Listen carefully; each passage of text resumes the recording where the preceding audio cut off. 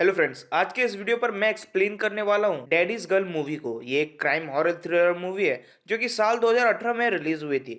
इस मूवी की कहानी में एक बाप को दिखाया गया है जो अपनी बेटी के साथ गलत काम करता है और उससे भी गलत काम करवाता है। इस मूवी की कहानी बहुत कमाल की है, तो इस वीडियो को आप अंत तक देखिएगा। तो चलिए बिना समय गवाए इस मूवी के एक्सप्लेनेशन को स्टार्ट करते हैं। मूवी के स्टार्ट होते ही हमें एक घर दिखाया जाता है। इस घर के अंदर एक सौतेला बाप अपनी सौतेली बेटी के साथ इंटीमेट हो रहा होता है। बाप का नाम जॉन होता है और बेटी का नाम जोई। जोई इन सब चीजों से बिल्कुल भी खुश नहीं होती। दरअसल जॉन एक रिटायर्ड सोल्जर है और वो एक बहुत ही बड़ा साइकोपैथ है और उसे लड़कियों को टॉर्चर करना बहुत पसंद है। इससे पहले भी उसने कई सारे लड़कियों को टॉर्चर किया है, लेकिन अभी तक वो पकड़ा नहीं गया। जोई को भी अपने डैड के इस सच्चाई के बारे में पता है, लेकिन वो जॉन से बहुत डरती है और ना चाहते हुए भी वो इस काम में उसका साथ देती है। जोई कई बार सुसाइड करने की भी कोशिश करती है, लेकिन वो ऐसा कर नहीं पाती। रात को जोई और जॉन अपना अगला शिकार ढूंढने के लिए क्लब जाते हैं। वहां पर जॉन एक लड़की को देखता है और फिर जोई को उसके लिए ड्रिंक लेने को कहता है। जोई उस लड़की को ड्रिंक देती है और जॉन की ओर इशारा करते हुए कहती है कि ये ड्रिंक उस आदमी ने तुम्हारे लिए खरीदा है। फिर उस रात वो लड़की जोई और जॉन के साथ उसके घर आती है। इसके बाद जॉन उस लड़की को आंख बंद करने को बोलता है और फिर उसे एक कमरे के अंदर ले जाता है। जोई जब ये सब देखती है तब वो खुद से बहुत नाराज हो जाती है, क्योंकि उसे पता था कि आगे क्या होने वाला है।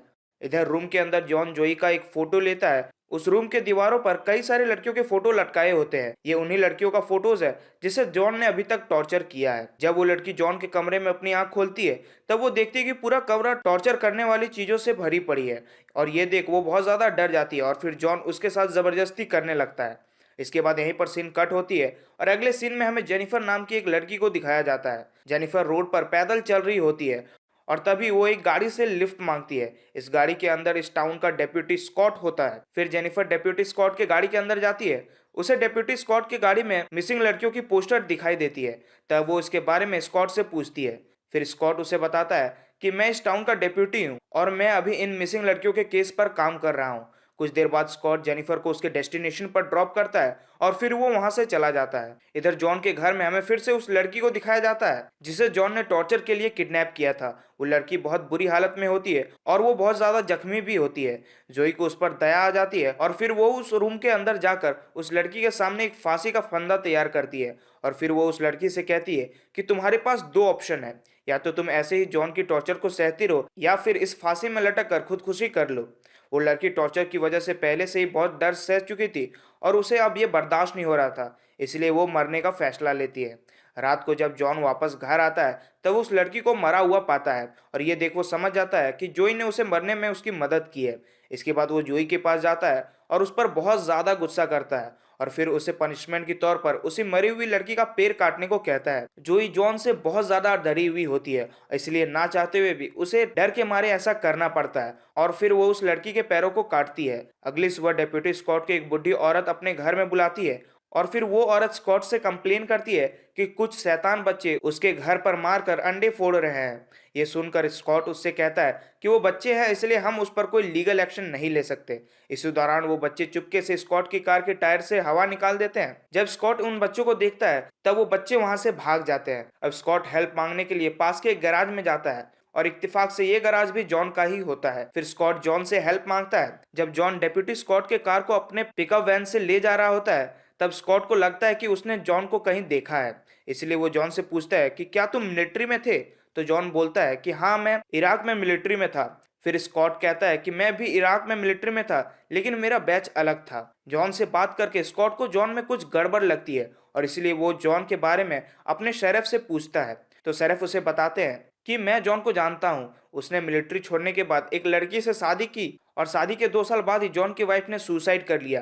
तभी से वो अपने नई गर्लफ्रेंड के साथ रहता है। शेरिफ की बातों से हमें ये पता चलता है कि बाकी सभी को ये बात नहीं पता है कि जोई जॉन की स्टेप डॉटर है। सभी को ऐसा लगता है कि जोई उसकी गर्लफ्रेंड है। अब फिर से रात को जॉन जोई के साथ अपना अगला शिकार ढूंढने के लिए क्लब जाता है। इस क्लब में हमें जेनिफर को दिखाया जाता है। जेनिफर वही लड़की है जो स्कॉट से लिफ्ट मांगकर इस टाउन में आई थी और इस टाउन में आकर जेनिफर ने इस क्लब में बारटेंडर का काम स्टार्ट कर दिया। जोई फिर ड्रिंक लेने के लिए जेनिफर के पास जाती है। इसके बाद जोई देखती है कि जॉन एक लड़की से बात कर रहा है, यानी कि अब उसे अपना अगला शिकार मिल गया है। और फिर जोई जॉन के पास वापस आकर बैठ जाती है। कुछ देर बाद जेनिफर ड्रिंक लेकर जोई के पास आती है। यहाँ पर जॉन जेनिफर के साथ फ्लर्ट करने लगता है और फिर जेनिफर भी उसकी बातों में फंस जाती है। आज क्योंकि जॉन ऑलरेडी एक लड़की के साथ था, तो जेनिफर कहती है कि हम दोनों किसी और दिन डेट पर जाएंगे।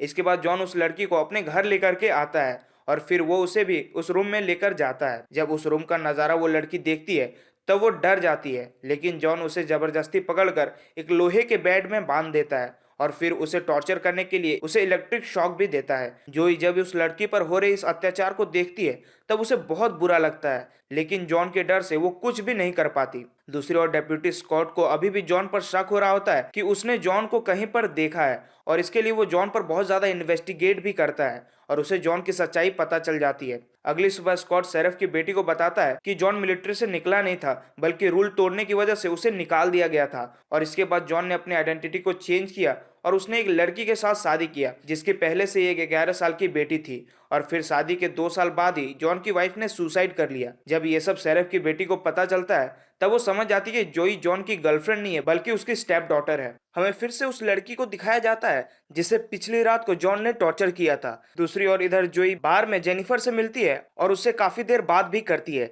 ये देख हमें ये पता चलता है कि जोई जेनिफर को पसंद करने लगी है।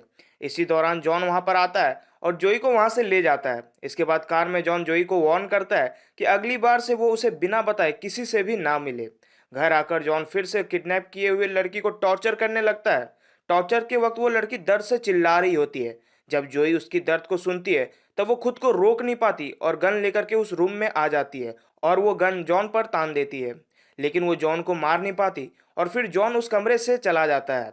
इसके बाद वो उस लड़की के पास जाती है और कहती है कि ये आदमी तुम्हें टॉर्चर करना नहीं छोड़ेगा। अभी तुम्हारे पास सिर्फ दो ही रास्ते हैं, या तो तुम जिंदगी भर ये टॉर्चर सहो या इस गन से खुद को मारकर सुसाइड कर लो। वो लड़की पूरी तरह से लाचार और टूट गई होती है और फिर वो गन चलाकर खुदकुशी कर लेती है। अब इधर डेप्यूटी इस बात को कंफर्म करने के लिए कि जोई जॉन की गर्लफ्रेंड नहीं बल्कि उसकी बेटी है, वो जोई के बचपन के स्कूल में जाता है। यहाँ पर प्रिंसिपल स्कॉट को जोई के बचपन की कुछ फोटो दिखाते हैं। फोटोज को देखकर स्कॉट कंफर्म हो जाता है कि जोई जॉन की बेटी ही है। घर पर जोई बहुत ज्यादा डिस्टर्ब होती है और वो जॉन के कामों से बहुत ज्यादा इरिटेट हो गई होती है।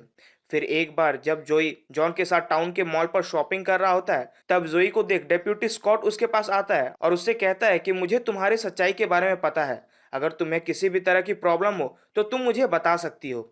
उसी वक्त जॉन भी उन दोनों को बात करते हुए देख लेता है तो जोई स्कॉट से कहती है कि मुझे कोई भी हेल्प की जरूरत नहीं है। फिर जोई इसके बारे में जॉन को भी बताती है। इसके बाद उसी रात को दोनों अपना अगला शिकार ढूंढने के लिए बार में जाते हैं। वहां पर जेनिफर को देखकर जॉन डिसाइड करता है कि वो अगला शिकार जेनिफर को बनाएगा।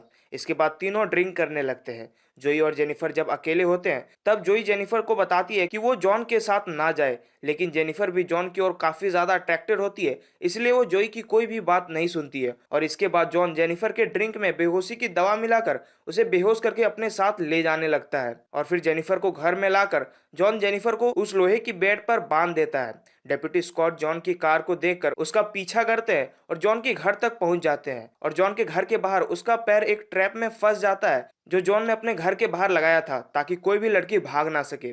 पैर फंसने पर स्कॉट दर्द के मारे जोर से चिल्लाने लगता है। जोई जब स्कॉट की आवाज सुनती है तब वो उसके पास आकर उसकी मदद करने लगती है। तभी जॉन भी वहां आता है और फिर वो स्कॉट को मारकर बेहोश कर देता है।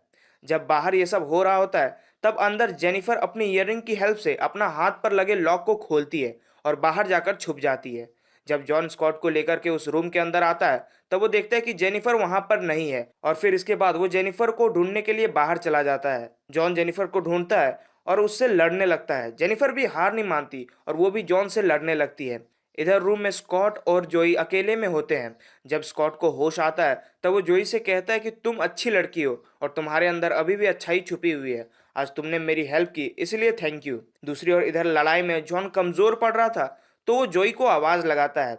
जोई गन लेकर के उन दोनों के पास आती है। जॉन को लगता है कि अब जोई जेनिफर को मार देगी, लेकिन वो ऐसा नहीं करती और उल्टा जॉन पर गोली बरसाने लगती है और जॉन को जान से मार देती है। नेक्स्ट सीन में हमें स्कॉट को दिखाया जाता है जो अपने चोट से रिकवर कर रहा होता है और इसमें शेरिफ की बेटी भी उसका हेल्प कर रही होती है।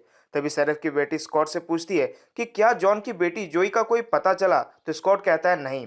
फिर लास्ट सीन में हमें जोई और जेनिफर को साथ दिखाया जाता है जब क्रिमिनल को मारने का काम करती है और फिर यहीं पर मूवी एंड हो जाती है। तो अगर आपको इस मूवी की एक्सप्लेनेशन पसंद आई है तो वीडियो को लाइक करके चैनल को सब्सक्राइब कर लें।